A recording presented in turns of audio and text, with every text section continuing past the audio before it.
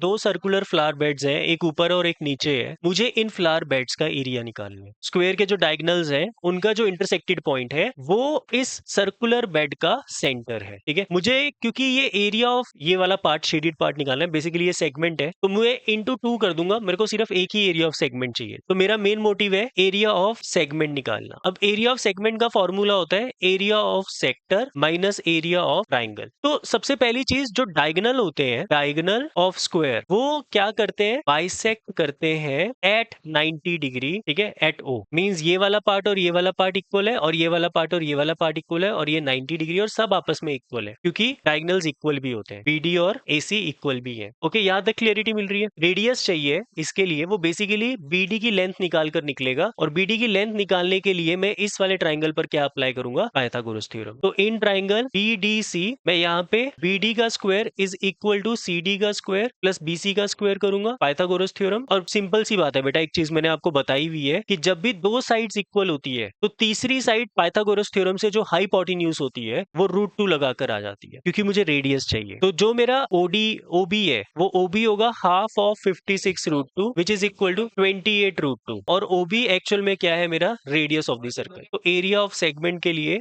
मैं formula apply करूंगा, into 2 भी कर दूं, डायरेक्ट मेरा आंसर आ जाएगा। इंटू 2 भी कर देते हैं। थीटा बाय 360 मतलब 90 बाय 360 इंटू 22/7 इंटू आर का स्क्वायर मतलब 28√2 into 28√2 minus half base into height. Base and height दोनों 28√2 है। आप ठीक है, तो दोनों में से कुछ कॉमन आ रहा है, 2 इंटू 28√2 28√2, अंदर क्या बचेगा 22/7, ये 4 और इसको भी काट देते हैं, 11/14 माइनस ये दोनों बाहर चले गए 1/2, तो 2 भी कॉमन आ जाएगा। 2 इंटू 28 इंटू 28 इंटू √2 इंटू √2 2 हो जाएगा बेटा, और जब 2 भी कॉमन ले लिया तो अंदर बचेगा 11/7 माइनस 1, 2 से 2 भी कैंसिल हो जाएगा। तो 28 इंटू 28 कर देते हैं, 784 को 2 से मल्टीप्लाई करोगे तो 1568 इंटू 4/7, ये कटेगा 7 से पक्का, क्योंकि 28 से मल्टीप्लाई हुआ है ये। 7 2 14, 7 2 14, 7 4 तो 4 4 16, 4 2 8 9, 4 2 8 metre square. Find the sum of the area of lawn and a flower bed. ये किसका एरिया आया है,